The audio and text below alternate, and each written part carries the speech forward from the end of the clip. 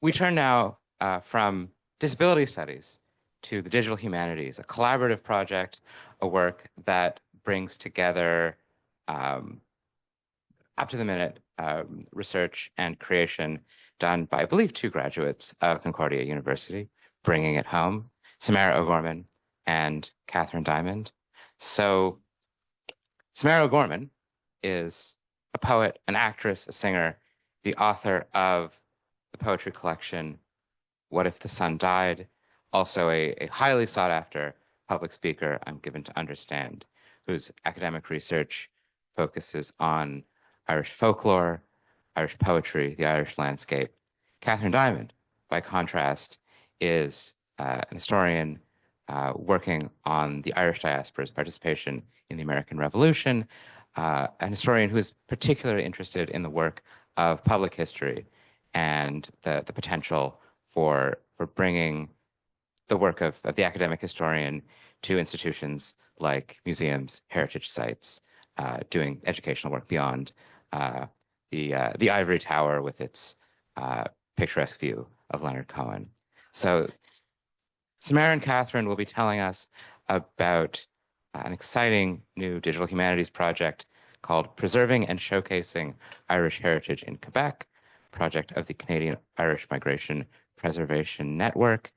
And I could go on to describe it in the terms that has been described to me, but better for them to describe it in the terms that they are prepared to tell us all about it. So we welcome Samara O'Gorman and Catherine Diamond. Thank you guys so much. Jihi Vaharja. Hello, friends. My name is Samara O'Gorman. I'm an Irish Studies grad from here in Concordia, an author and a co-researcher on the project we'll be discussing today. It's a pleasure to be back again at the Bloomsday Festival Academic Day. I don't know if some of you in the room remember, but I was here 2 years ago for my research project called Childlike Curiosity in an Adult Life, How Irish Landscape and Imagination Interact, in which I persuaded all of you to believe in fairies. I'm not here to do that again today, I promise. Instead, my colleague and I are going to share a project that we've been working on. The project, titled Preserving and Showcasing Irish Heritage in Quebec, is run by the Canadian Irish Migration Preservation Network, for short, the CIMPN. The project aims to preserve and promote Irish heritage in Quebec through digital and educational initiatives. Catherine and I are both researchers on it. Our presentation today will focus on the work being done on the project, which includes creating an interactive map of sorts of Irish sites, which includes monuments, cemeteries, museums, buildings, trails, and historical markers. We will be focusing on 4 of these sites today. So when we were confirmed to present at Bloomsday, if we were to give a full presentation on our project from its roots to its goals, we might be here for 5+ years. So instead, Catherine and I have both chosen 2 individual heritage sites and buildings each that are linked to our work and that we believe might interest you the most. We've avoided sites like the Black Rock or Grosse Ile, locations and stories you probably know so well because all of you are experts, I can tell. You will also see a logo throughout our presentation. It's important to note that our project is financially supported by the Secrétariat aux relations avec les Québécois expressions anglaises, or CRQEA for short, which Catherine, the project manager, will further explain in detail along with the scope of our work. Thank you very much. I'd like to begin by apologizing. Unlike my colleague, I'm not used to speaking into microphones. So if I stutter or, take the microphone away, that is the reason. Anyways, welcome. Thank you for attending. My name is Catherine. I'm the project manager and co-researcher of the Preserving and Showcasing Irish Heritage in Quebec project. I am a proud graduate alongside Samara of Concordia School of Irish Studies. I'm so glad to be welcomed back to the university to talk about the future of Irish heritage today. Now, it's no secret that the Irish acted as a fundamental pillar in Montreal's contemporary identity as an internationally renowned cultural hub, pardon me. There's a reason, of course, that the shamrock does appear on the city's flag. The Irish presence in the city is unmistakable thanks to numerous community organizations, educational institutions, and cultural sites, which all hold up the legacy of Irish Montreal. However, the transatlantic connection between Canada and Ireland go far beyond the banks of the St. Lawrence. The Irish acted as foundational members to multiple communities across the province, whether they were creating new lives in the provincial countryside following military service or escaping the devastating effects of famine and warfare. Their presence was ever developing and wide-reaching in the province. This is a fact that is proudly recognized by the Secrétariat aux Relations avec les Québécois d'Expression Anglaise, or the SRQEA. Preserving and showcasing Irish heritage in Quebec seeks, of course, to preserve, but also to promote Irish heritage through a wide-reaching digital and educational initiative. We will, as my colleague mentioned, be creating an interactive map of heritage sites, but we will also be compiling a digital directory of Irish organizations, publishing newsletters, offering educational outreach, and hosting events. The bilingual website will act as a hub where all Irish organizations in the province can talk about their activities and goals, and it will also serve to highlight Irish contributions to Quebec's history. In short, the CIMPN, generously funded by the SRQEA, will create a digital repository of information which records Ireland's historical footprint in the province to serve private and public bodies and educate the public about Quebec's Irish heritage and culture. Well, summary. Sorry, I forgot that slide existed, but don't worry about it.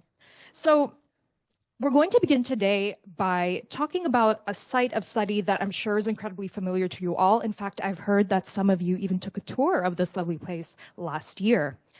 Now, if you've ever taken a walk down René Lévesque Boulevard, you've surely seen the imposing and grandiose gray brick church that acts as a guardian to the bustling streets below. A peek into its gorgeous interior reveals walls covered in fleurs-de-lis and shamrocks, a veritable garden of history. I am, of course, talking about one of Montreal's most beloved heritage sites, St. Patrick's Basilica. At 178 years old, it is a pride, of course, of Montreal's residents and a location of great interest to visitors who can't help but admire the church's beauty and rich cultural heritage.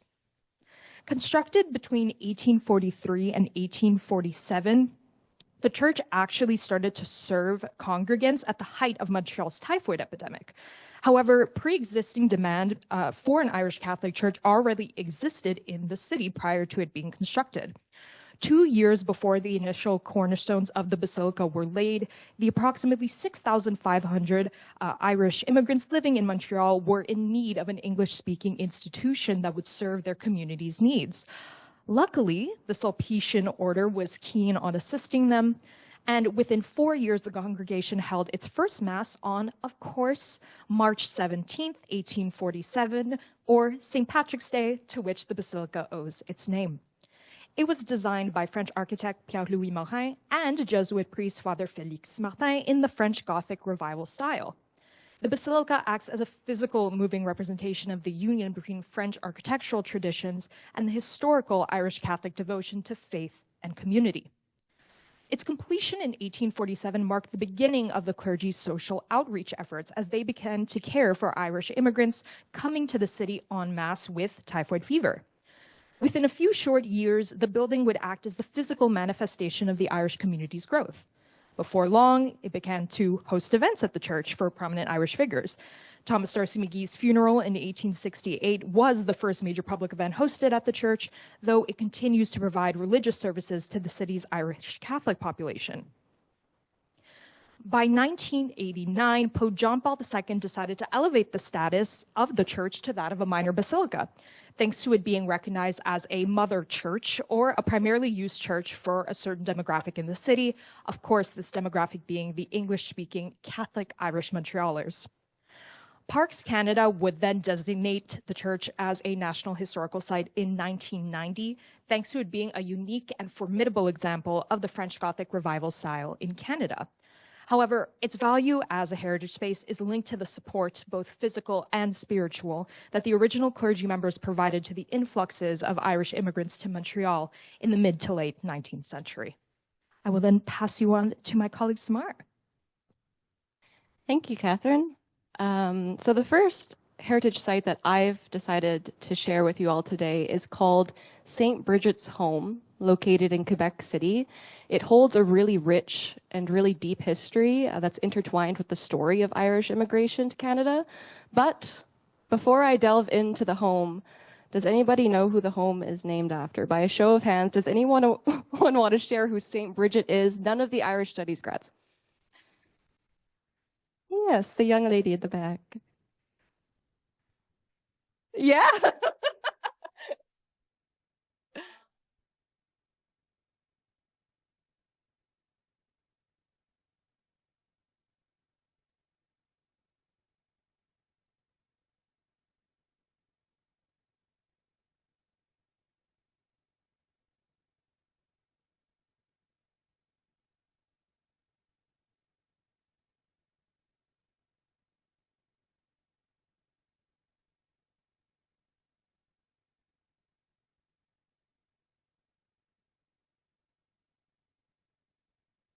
Wow.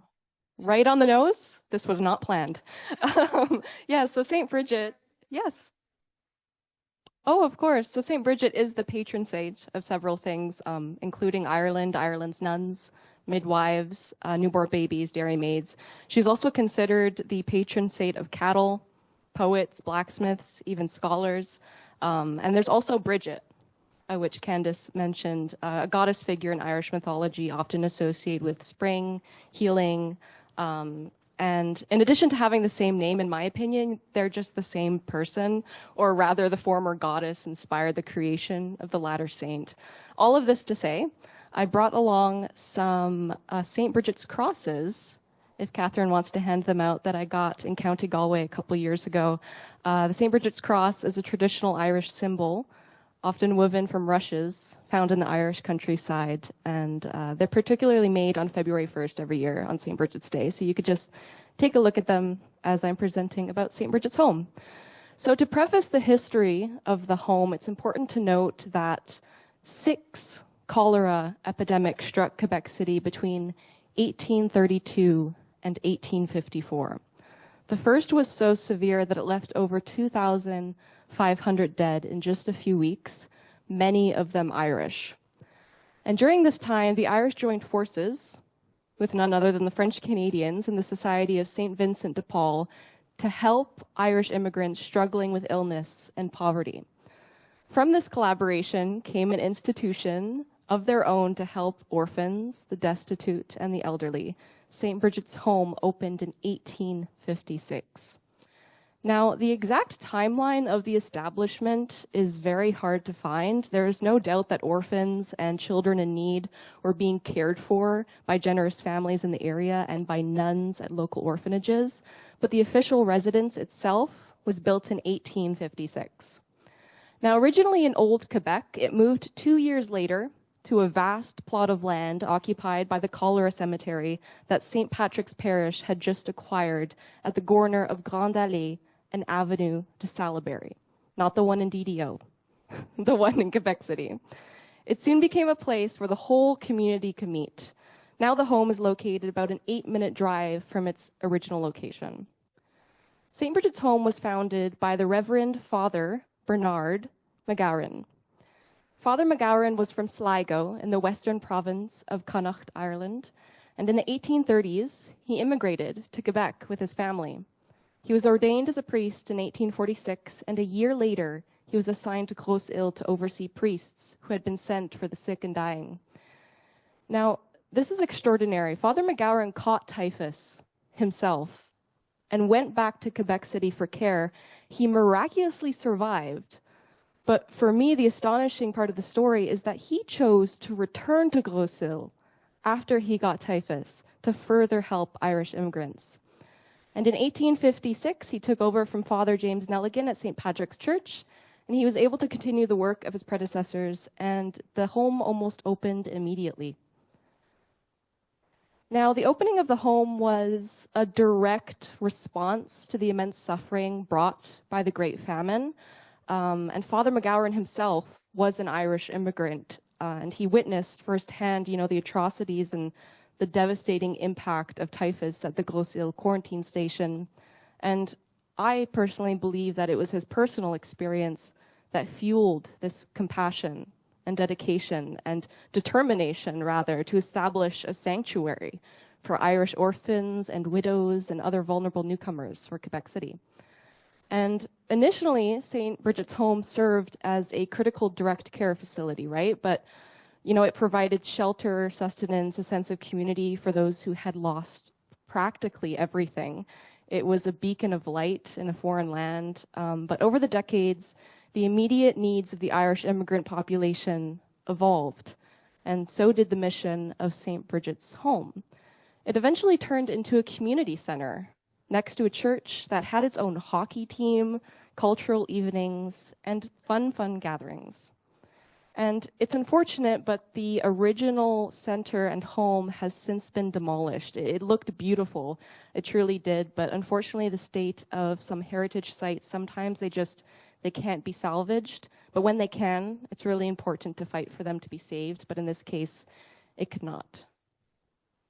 And in 1971, St. Bridget's Home became a long-term care nursing home. The center now provides long-term public care for seniors who can no longer stay at home, and it's important to note here that the services and care provided at the center are provided in English. The home is Quebec City's only bilingual public long-term care home, housing many of the city's Anglophone community.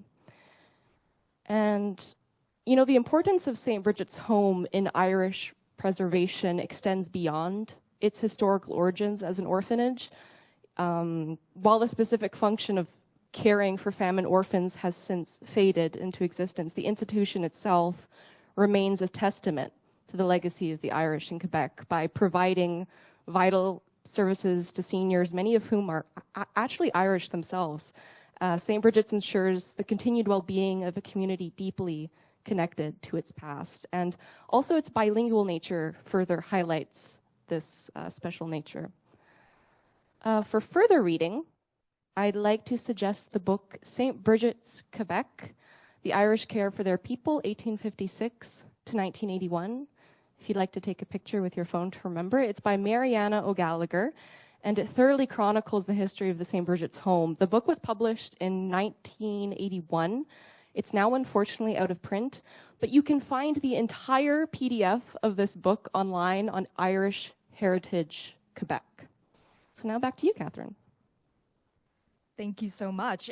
That was an amazing story. In fact, I'm a little bit jealous, and I would also like to tell you all a story instead of a description for our third heritage site. So I'd like you all to use your imaginations.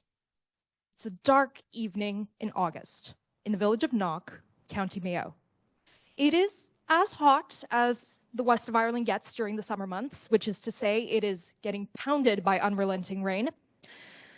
The farmers of Knock are sore and hungry. After all, they've just spent the day reaping the summer harvest.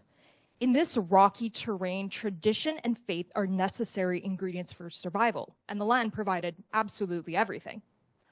August 21st, 1879 was really no different. The farmers had begun to burn turf fires to stay warm as night approached.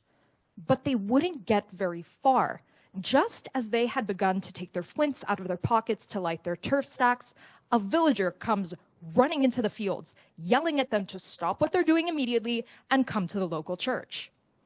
Now, this person seemed so desperate that the farmers felt they had no choice but to oblige them, so they put down their tools and followed them back into town.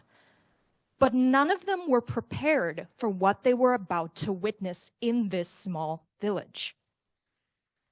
In front of their church, in a halo of blinding white light, stood the Virgin Mary, her eyes and hands turned towards the heavens in devotion.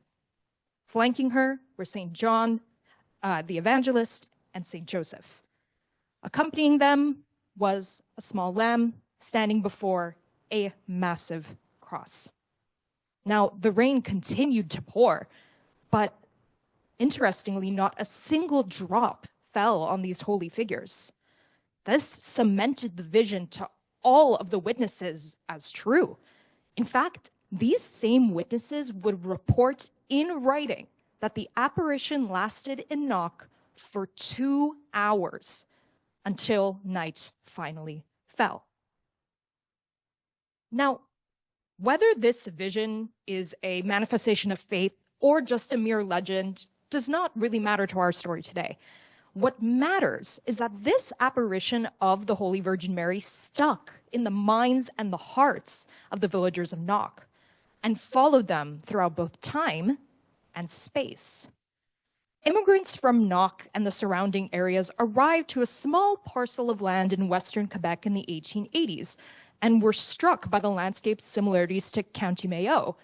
They were so struck that they decided to name this area Mayo, Quebec. With their faith and culture still as strong as ever, the miracle and story of that night in Knock carried through the generations, all the way into the mid-20th century, when in 1949, the local pastor, Father Braceland, so inspired by his heritage and this story, decided that the community would need not just a church, but a replica of the original church at Knock. St. Malachi's Church, which currently stands today in the municipality of Mayo, Quebec, and formally built in 1955, is a physical representation of faith and the strong community ties of the Irish immigrants who settled in the Gatineau region in the 19th century. Thank you, Catherine. This is fun to co-present. I'm having a good time. So now the second site I'll be focusing on, and the last of the four we'll be talking about, is the St. Patrick's Cemetery, which is why I had St. Bridget's as a precursor site, because they are now situated right next to each other. Now, by showing another show of hands, does anybody want to say who St. Patrick, I'm kidding.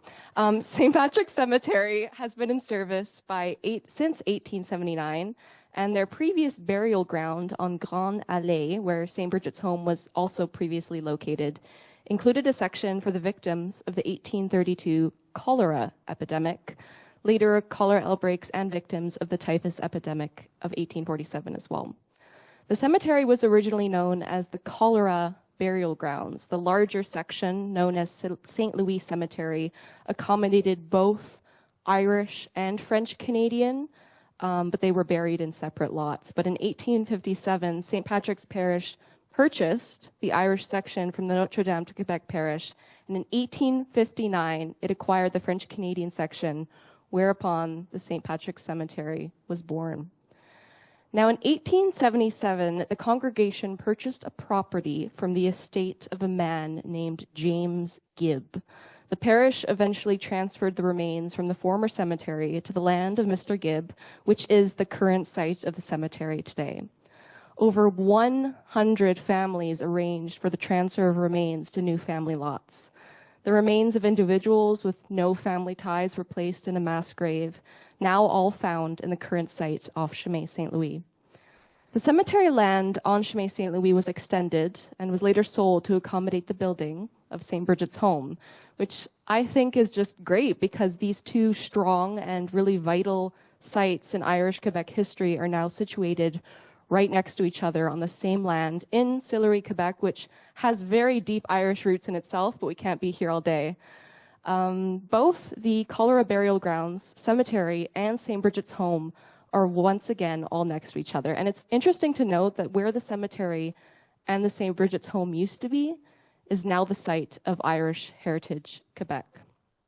The remains of many local Irish historical figures lie in St. Patrick's Cemetery. Some names of interest are Patrick McMahon, the first pastor of the St. Patrick's Church, Michael Connolly, a merchant and patriot arrested in 1837, Charles Allen and Owen Murphy, both mayors of Quebec City, Jeremiah Gallagher, designer of the Celtic Cross on Gros Isle, Mariano Gallagher, who I mentioned before, author of the book and founder of Irish Heritage Quebec, actually, Charles Gavin Power, Liberal Member of Parliament and Senator for over 50 years, John Sharples, Mayor of Sillery, and many, many more. So it's an iconic cemetery in Irish Quebec history. And speaking of cemeteries, one of the main goals within this project that Catherine and I are working on is focusing on active acts of preservation. But to understand and preserve the past, we must currently preserve the present through active physical actions. And that being said, I do really encourage all of you to come volunteer with us for an afternoon in St. Columban, which is not that much further than Mirabel, and learn how to clean tombstones for a day. I'll be brief here, but the St. Columban Parish and Cemetery hold really significant historical value, as they were the homes and final resting places for many Lower Canada's earliest pre-famine settlers. The story goes that a group of volunteers and now team members of the CIMPN found their ancestors' tombstones broken and discarded in bushes around the St. Columban Church. The site was, well, it was so alarming and disrespectful that it encouraged the team, and they dedicated over a decade, to raise money and rebuild the cemetery from the ground up. It's really a project of love. And St. Columban is not the only cemetery in the Mirabel region that was populated by early Irish immigrants. There are many, many other small cemeteries in the area who have their stones broken, and the remnants are discarded in the back of church properties. And we hope that we could set a standard of sorts with our project, and it will encourage others to join forces to preserve the historic sites, many of which will be found on our digital map eventually.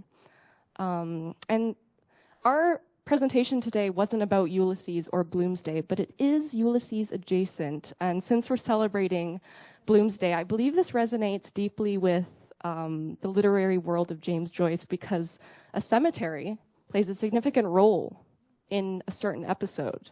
The Hades episode, set in Glasnevin Cemetery, if I'm correct, in Dublin, it preserves, preserving real-world cemeteries like Glasnevin allows us to walk in Bloom's footsteps for the day, connecting with the physical spaces that inspire James Joyce. And although the St. Columban Cemetery hasn't inspired a book like Ulysses yet, doesn't mean it can't, right? So here are some pictures of the CIMPN team and us volunteering for a day last autumn. And one last thing, we'd like to plug our little event. Come join us on Saturday, July 19th for our annual St. Columban Irish Heritage Day.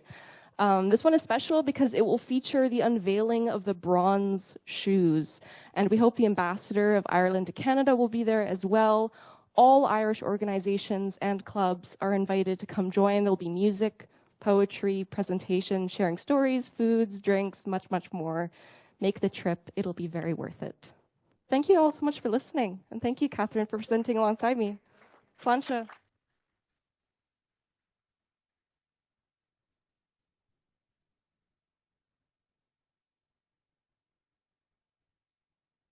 So I'd like to thank, pardon me, Samara and Catherine for a lovely presentation. And my mom, the family genealogist, would want me to also thank you as the son of one of St. Columban's first families for attending to the graves of our ancestors. So we move, do we move or do we? Okay, so this time around we shall be taking questions directly after the talk. We'll begin with the gentleman, etc. Do we perhaps want to? We'd like to give you a microphone for the benefit of the people online.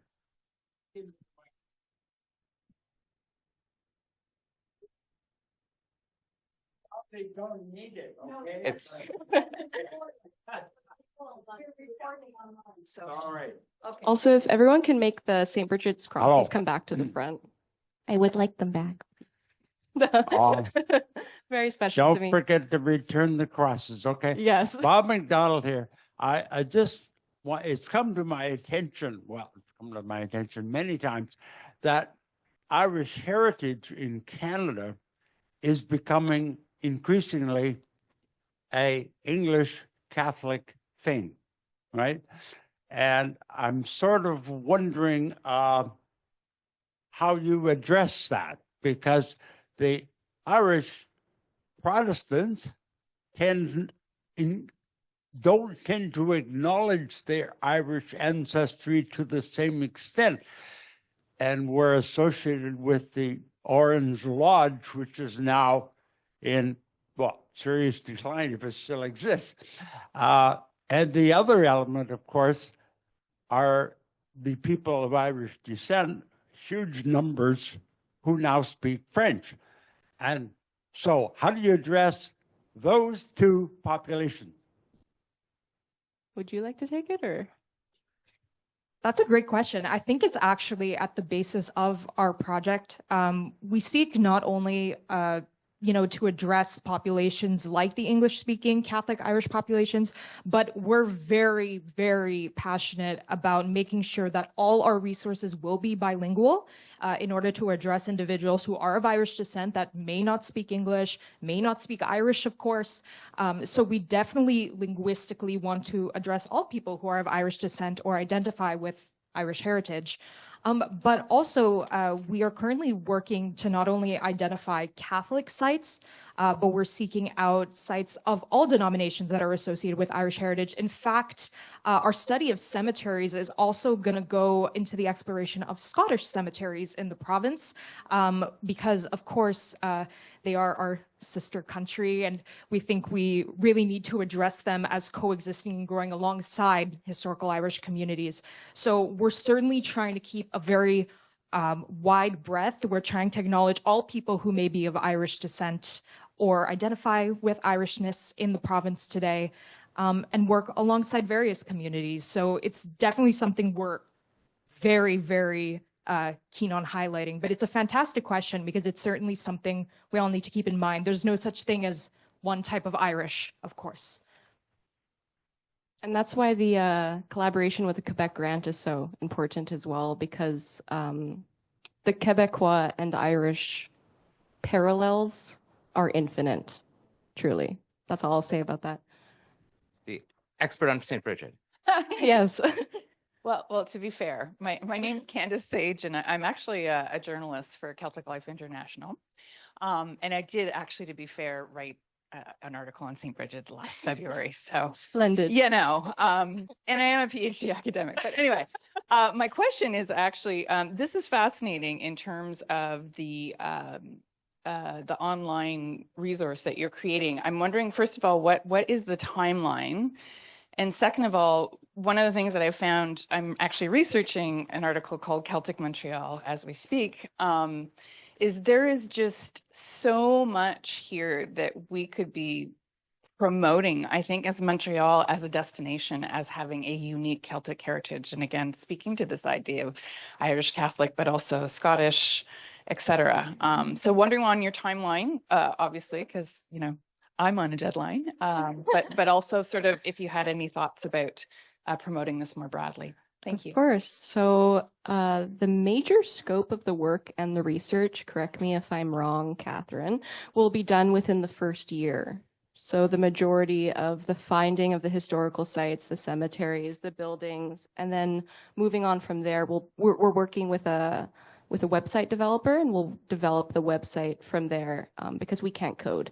Do you want to speak more on that? Yeah, of course. Fantastic question. So we are actually planning to have this project complete by February 28th, 2027. So we have a 2-year scope. Currently, we are in the initial research phases and the website development stages. But it is picking up rapidly. We are getting on new team members every day to help and assist us. But on your second question about Irish heritage in Montreal specifically, I really do wholeheartedly believe that the website that we are developing will act as a hub for the promotion of local activities and, of course, provincial activities. We actually have a team member working alongside us that's aiming to promote not only the work of the nonprofit, but the work of all Irish organizations. So I think as this project develops, we will really start to see that Montreal is emerging and has always been a historically Irish place. I look forward to seeing people kind of interact with it. We're also very keen on working more on social media to get the word out there in a more 21st century capacity. I'm admittedly a bit of a Luddite, but hopefully Samara will help me out a bit there. But yeah, we're in such the early stages of our work that it's almost difficult to see the light at the end of the tunnel and the scope of our work, but we really are hoping to make sure that not only Montreal, but Quebec becomes a decisively Irish destination, so to speak. Ireland away from Ireland, one might say. And this can come at no better time, because I had a friend recently who said Ireland is having a bit of a renaissance with everything, with music, with culture, with language. It's incredible to see how the diaspora has been thriving so much. So our project it's a really good timing, honestly. The dapper gentleman in the back. Yes. Good morning, good afternoon, whatever time it is. My name is Kevin Wright. I'm the president of Festival Bloomsday Montreal in Montreal. I have a comment more than a question. Absolutely. And as a descendant of Anthony Madden, one of those people who was a veteran of the Crimean War, who arrived in Quebec City in 1823, he was shipped off to Quebec because they didn't want people who knew how to handle guns running around Ireland. And so that was a very big connection with what you were talking about this morning.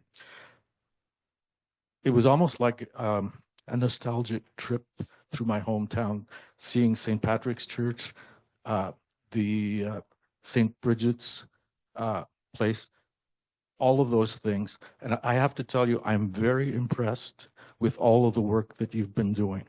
Thank you very much. The lady up there. In the front, slightly obscured by table mate's head.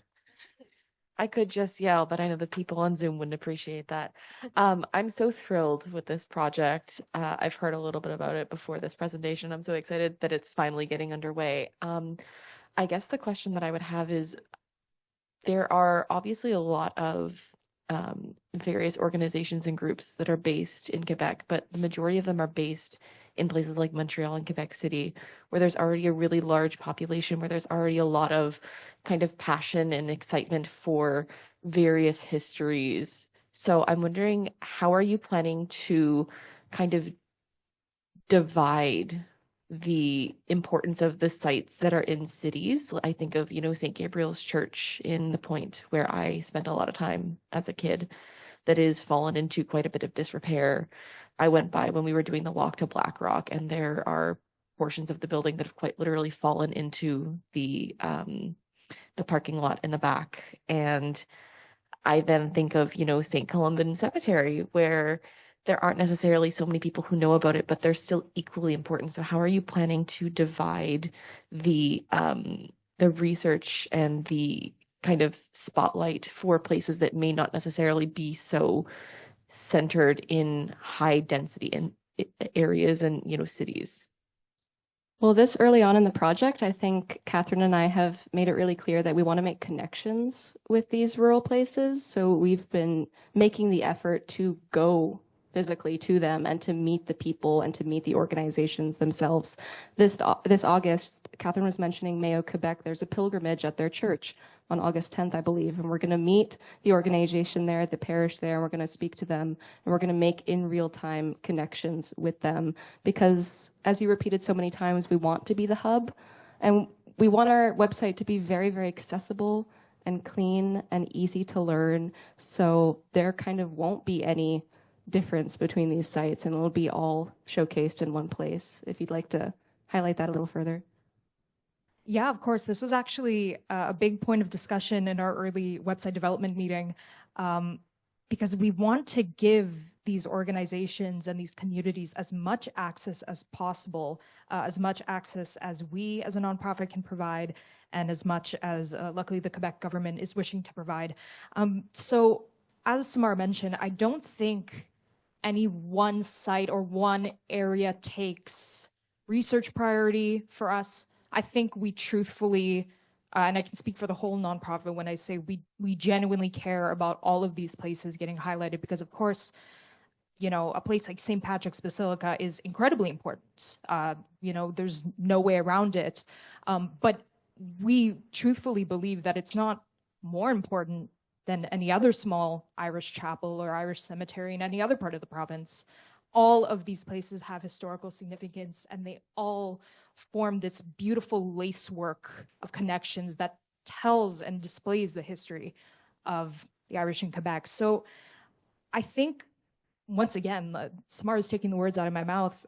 It's really about community outreach, coming to speak to people like yourselves today, hearing these questions, hearing these, comments and voices, and really integrating communities and groups into our work, because we are not an island. We don't believe that the CIMPN stands above all or anything like that. We are here to serve the province. We are here to serve individuals of Irish heritage from all backgrounds, and we are here to present history accurately and as fairly as possible. As a historian myself, it's hard, to try and be unbiased, but we are trying to do that as much as possible, because it is the just thing to do, but it's also the most historically accurate thing to do. So yeah, we look forward to building more connections with lovely folks like yourselves and hearing all the things you might want to bring to our organization. Gentleman over, Kathleen shoulder. Okay. Last one. Thank you, Kevin. Is this working? Yeah. Okay. So as you're talking, especially about the more rural history, I realize I'm originally American. Yes. I grew up on a street that was one of those typical post-World War II streets that was Irish and Italian and Jewish. Mm-hmm. But when I came to Canada, I lived in Toronto for a long time. And of course, Toronto and Ontario have a very major Irish heritage. I'm wondering if there is something like what you're doing that exists in Ontario, or if you are in contact with people like that. It's Irish Catholic and it's Irish Protestant, but I have very close friends who are Irish who were very active in the Peterborough area. So, I see this leading to, people taking tours, but the tours don't stop at the borderline. I know this is, a Quebec operation, but I'm just wondering if you're looking at how other people in other places are dealing with the same kinds of issues, and whether you're thinking about partnerships over the long term. Fantastic question. Short answer, absolutely. We are constantly working, especially with Ontario and Ontario-based organizations, to kind of learn about information that would benefit all of us. Obviously, we're neighbors, we're right there. So we love sharing information and attending events and vice versa. So as you mentioned, it is a Quebec-based project, but we are definitely in connection, with other provinces, other organizations.